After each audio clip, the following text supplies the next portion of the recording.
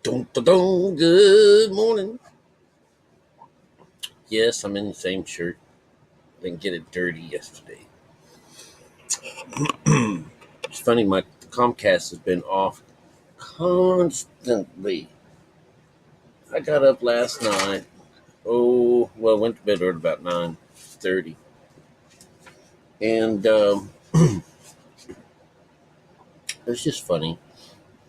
Wasn't able to sleep, so I come out here for a little while, and Comcast wasn't on. So I did whatever everybody else would do whenever they've lost their communication devices. I read.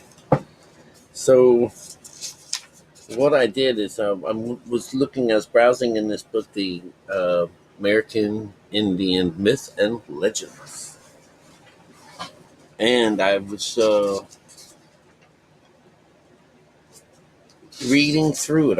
I only read three little stories in here, and yeah, you tell me what you think about this. Now, this is an interesting book. There's lots and lots of stories. I have only just begun, but I'm already ready to tell you or to share one of the stories in this. And it is, I don't, I'm not sure how they got them all figured out in these books, but, anyways, it doesn't even tell me who it is, who it's from just yet, you know. But here's one. It's called The Transformed Grandmother. All right, so I'm going to read this to you. All right. An old woman lived with her two grandchildren in a lonely place near a high, steep mountain. One day, she told the children that a plant which the Indians use for food grows on the mountain, and that she had made up her mind to gather some of it. She started towards the mountain nearby, and when she had gotten to the foot of it, she could not see the top. Yet she was determined to climb it. She took her cane in one hand and, singing her song, began to clamber up the mountain. Clamber up. She grew weary, sat down, and looked up, but the top did not seem any nearer. She began climbing again. She had to rest many times before she could even see the summit, and it was evening before she arrived. She had suffered all the way, and her feet were bleeding from rocks and thorns. At last, however, she stood before the plant itself and began pulling it out of the ground, but she pulled it too hard, and away she rolled down the mountainside, the plant with her. Great stones and rocks rolled over her and her body as she reached the bottom. She was killed on the way, but it was said that the bones picked themselves up and started toward home, singing a song. In the meantime, the children had begun to feel anxious for her as they sat around the little fire that they had built. They heard someone singing or talking far away. Nearer and nearer the sound came, and the youngsters, one asked, "What's making this noise?" And the older one said, "Recognize the voice of our grandmother," but knew from the strangeness that her grandmother was no longer living. Hmm. She told the younger one that they may go into the house and close the doorway with a kind of blanket that is made from a weed woven like a basket.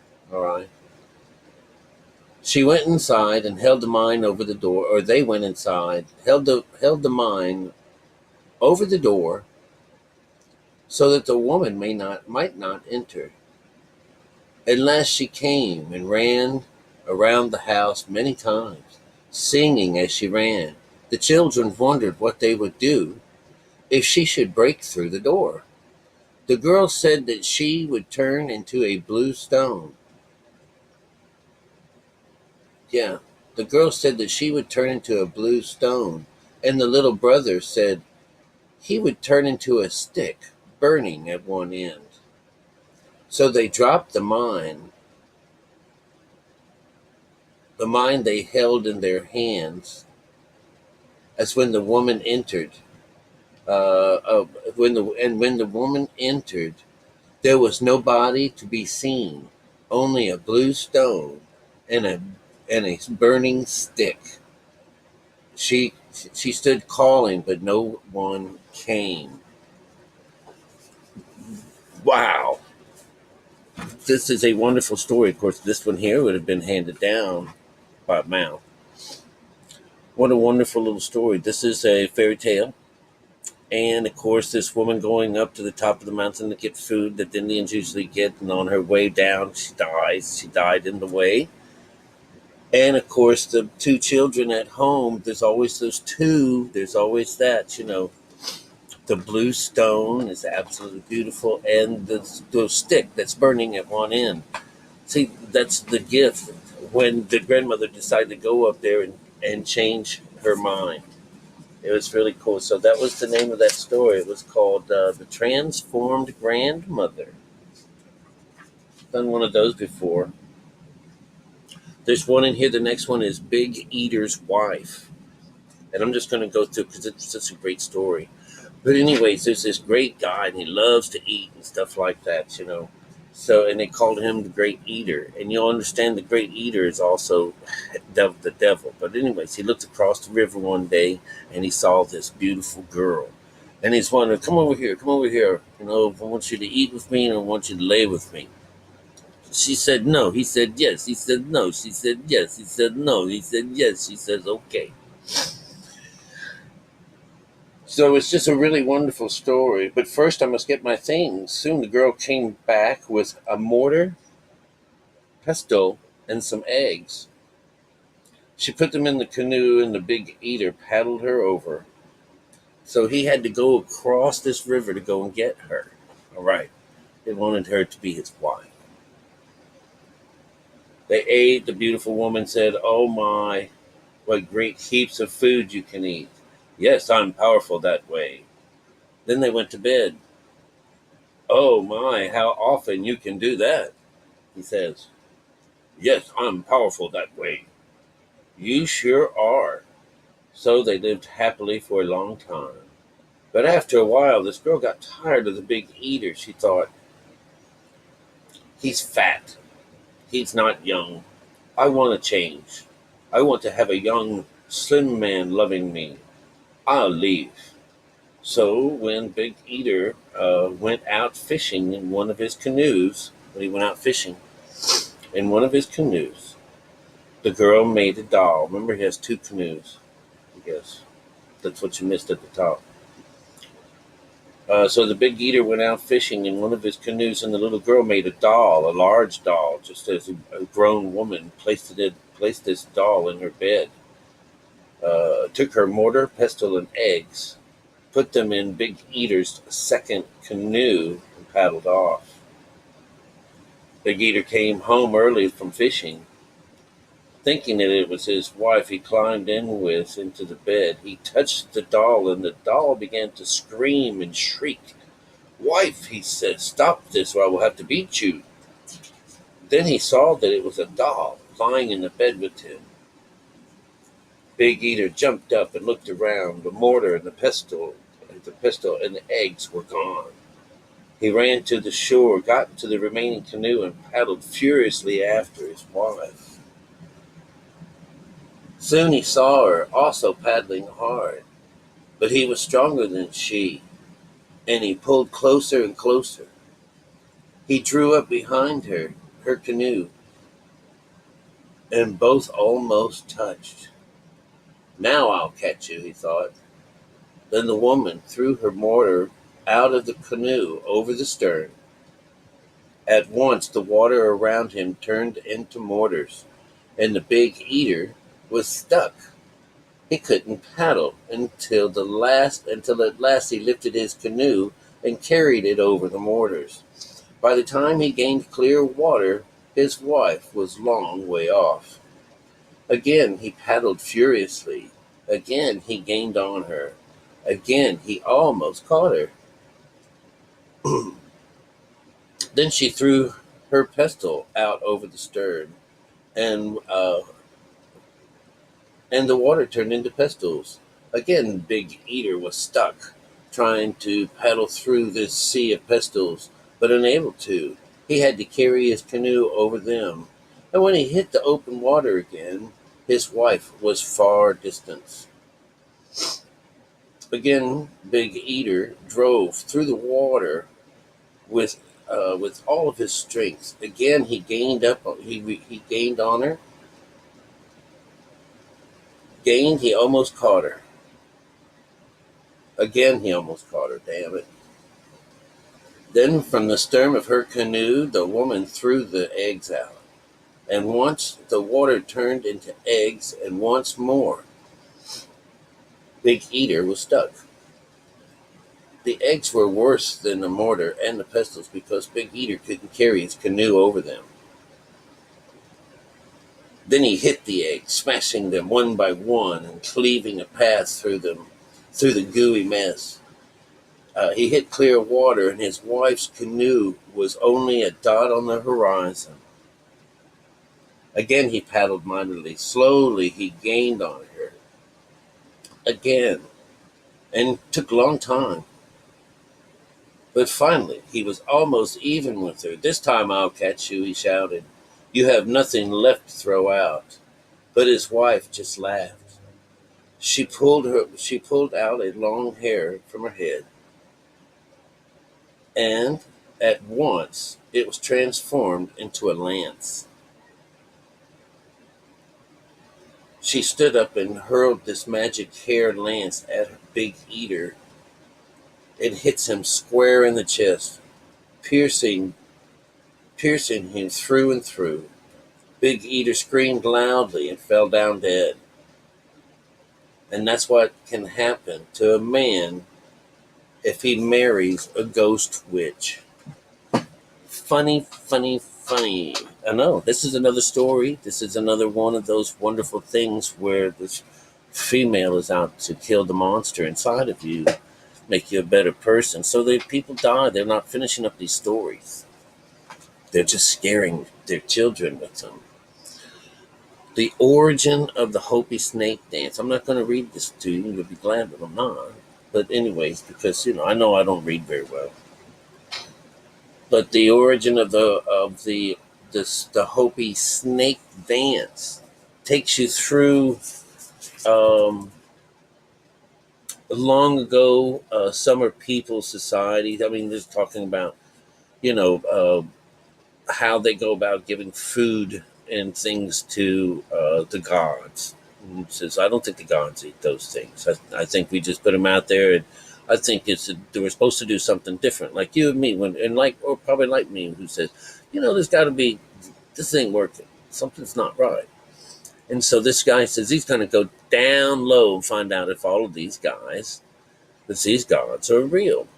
And so on his trip down, he's being told, just like Mara does with the with Buddha, turn around. There's no reason for you to go this way. This is just a waste of time. It try to scare them off. So the first guy that shows up is a god of rain, and tries to tell him not to do this. And then another god shows up. This is the god of the air. Comes in, and then there's the third one that he comes to see is the one that's it's got a little fire to it and lots of feathers. So that's the higher chakra coming in to play, or the delta conscious coming in. So they all have the same thing, and then he does find what he wants, and he does. This is the coolest thing on earth, but this is why the Hopi snake dance. They had to go and hang out with the snake guys. You had to go to the middle where the snake guys were. You had to go to this one little room to this place. You guys, I can't make this shit up. I can't make this shit up. So he's going to the lower place to look for the gods and where the gods are. Yeah. Um, he was the deer Kachina, the cloud god. Uh, was the second one. The glossy man, the star flickering glossy man. He's dressed with feathers and many birds. He says to the young man, you're going to have to go someplace else. You can go to Snake Village, but you'll go no further. Okay. He really didn't want. He wanted to go and see all of it. He didn't want to go so far. He wasn't going to be scared away from this. So snakes are actually representing snake. All right, so here it is. The snake governor had two beautiful daughters, and uh, treated the youth so well that he slept with one of the daughters that night. The next day, as he prepared to start on his long journey home, the governor offered him one of his choice of the two daughters, and he chose one. So he chose the one that he slept with that night. Next, the governor told him to make a piki, some kind of ceremonial bread, in white and yellow, red and blue, and scatter it on his return before the northern face of the mountain of his village. This would be something for them to feed off of. What you have to understand here is he didn't make it to the top. He made it to the snake man, and the snake man gave him one of his daughters. So he was returning back. And as he's returning back, another woman comes into play, which was an old lover, a former old lover comes in, and before you know it, steals him away. And so, in the process of this, gives them their child, as they've had made while they were on this long journey back home. The first couple, him, this young man, and the daughter of this snake man, had a child, and the little child that was born was a snake, which means that was their child. All right, but what happened was is he wound up getting rid of the old wife and taking on the new wife, the which was a former lover of his. You guys, you can't get any better than this. The word, the way, God's word, uh, the law about mother and father, honor mother and father, following the way, the dimensions of the four levels of consciousness, you know, from earth, water, air, and fire, and that fire part's always represented in a good number of stories as a bird, the higher part. This is why they have feathers on their headdresses and stuff. That's why that one little Hopi guy has a feather and a down delta, because it was an answer to the up delta that happens in meditation. This is the prayer, and this is the answer, and together they make the start. David. Anyways, I'm not gonna. I said I wasn't gonna read, but I did anyways. Listen, those are just three stories, one, two, three, side by side in the back of this book, and they all just reek of the storytelling that we have also in ours as fables and these little legends, myths, fairy tales, and the code is in them all. It's just absolutely beautiful. Anyways, that's enough. I'll chat with you soon. We have to do more Jesus. All right. Jesus is the man of the hour. Love you.